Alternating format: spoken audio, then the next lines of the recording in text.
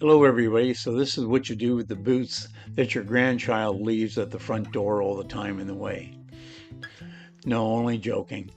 She blew a hole in the bottom there, as you can see, and she's going to throw the boots out. And I want to keep them around as a keepsake to remember her. So this is my 5-year-old grandchild's rubber boots, and we're going to turn them into something. So this is a really good end-use product or a reused product. So if you have grandchildren and they've growing out of their shoes or their boots, follow along and I'll show you how I've done it.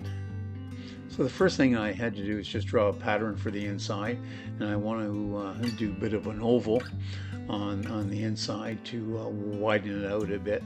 So what I do is just find the center lines each way, and then fold the paper into 4, and then just sketch out a quarter of an oval, and then cut that out with scissors.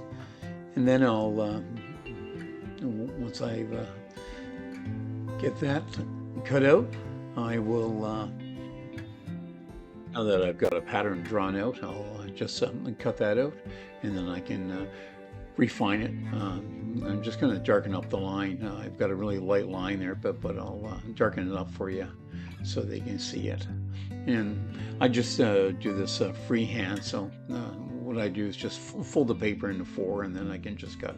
And this is a quick and easy way to do an oval, so if you're doing oval for projects and stuff, you know, there's some other tools that you can use to draw a perfect oval, but this will always get you close to what you want to do.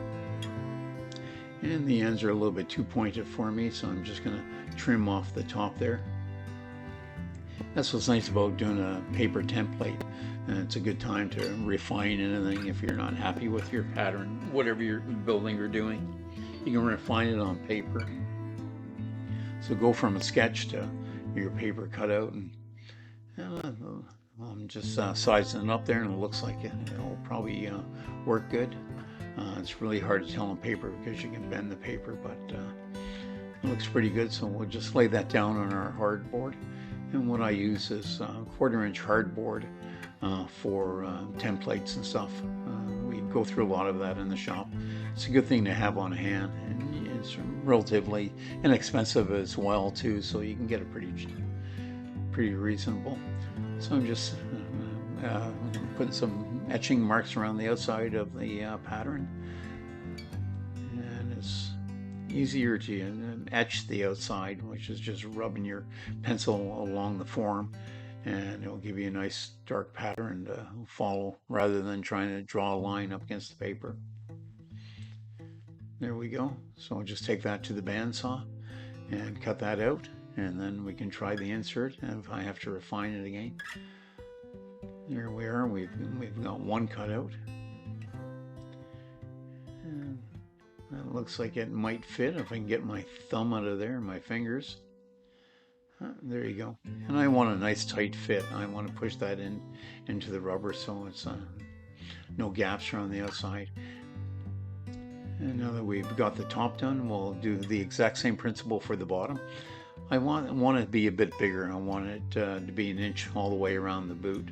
So I'm just making some marks, and what I'll do is mark the center lines and the length, and then I can do the same thing, transfer those marks and put a center line down the center, then fold it in 4 and cut it out, and that should be our base.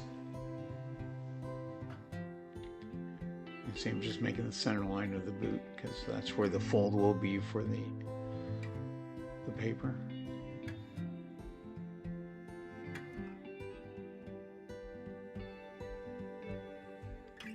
There we go. We cut out our template, and we're just seeing how it looks. And this is the base for the birdhouse. So we have the base cut out of the hardboard and the insert. So now we can take that to the plywood. So what I'm using is 1/2 inch exterior grade plywood, and this is good and sturdy for this kind of a project, and it paints up good. And I'm just marking the tops of both of them, so whenever we do our templates, are both the same.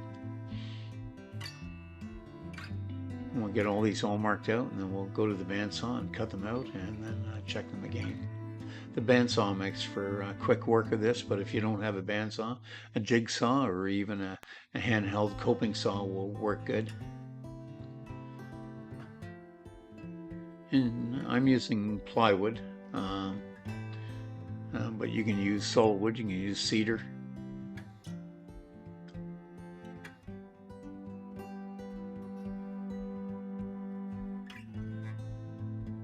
There we go, just got that cut out, that's the base. And we'll continue to cut the rest of them out. And you can see you already have the entrance hole drilled out, and that's 1.25 inches that I'm doing, and I'm just measuring now from the bottom. I want to come up about 1 inch on the bottom, and I'll drill a 3/8 hole, and this will be for a perch.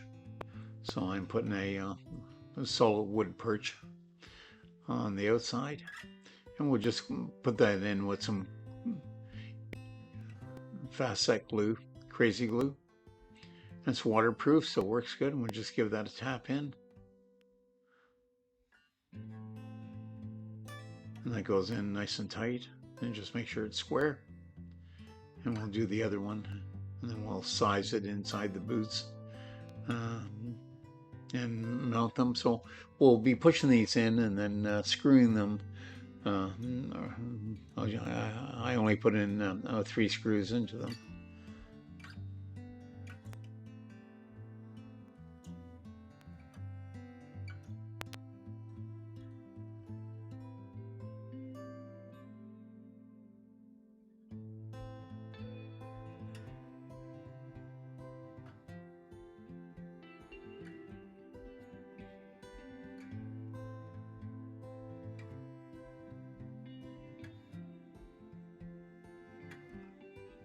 They're a lot easier now to maneuver and handle and push in now that they're solid. And you can see when you stretch it, I just want to go down below the rim. I actually want the rim to be up that 1/4 inch or 3/8 of an inch past the opening. Hopefully water won't tear into it. But I will be drilling a couple of holes along the bottom side of the back seam, so if any water gets in or anything, it can seep out. And you have to make sure you have good ventilation holes too. They like the birdhouses cool. I'm building these as if they will be used. They're just not novelties. So we have a lot of birds in the yard and stuff, and it's a great sound the morning you get up and have your coffee and walk out on the deck and listen to the birds chirping. So, and this is a good project to instead of throwing these boots in the landfill. You know, if you've had some special ones or some yellow ones or rain boots, they got some great boots now the kids are wearing, but they grow out of them so quickly. So this is a good project. So I just put in some vent holes, and now I'm just going to do some painting. And I probably should have taken the inserts out, but it is a birdhouse, so I'm just painting them in place. But it would have been easier just to pop the screws out and pull the inserts out. And this is an exterior grade paint as well too.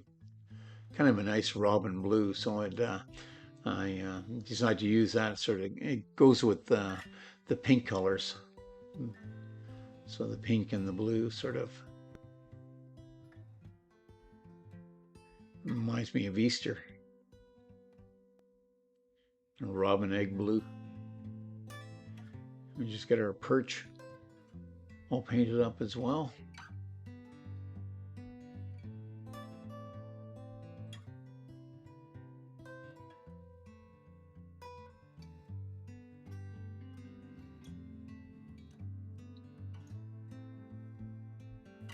Yeah, these would really be nice with doing a project like this with those bright yellow Sherman boots. So I'm gonna see if I can find a pair of those kicking around from leftover from the kids. We have probably a box or two downstairs somewhere filled with stuff. It's good to get, if you're using plywood, what I have done, which I didn't show on camera, but I sized the edges, and that allows it seals the edge of the plywood so that the paint won't draw into it and leave voids. So it gives it a really nice coating on the sides. If you can see it, it coats it and seals it good. And on plywood, you need to do that. Even though it's exterior grade plywood, the rain will and the water will telegraph through the center of it. So seal up your edges good, and then we'll just get that on and finish it up and go and have a cup of tea and wait for the paint to dry. I hope you're enjoying these videos that we're doing. I enjoy making them for you guys and all the different projects that I sort of come up. We've got some neat ones coming up. And here I am. I'm just going to mount them on the base plate. And I'm using screws with a small washer on them so they won't pull right through the rubber. So yes, please subscribe.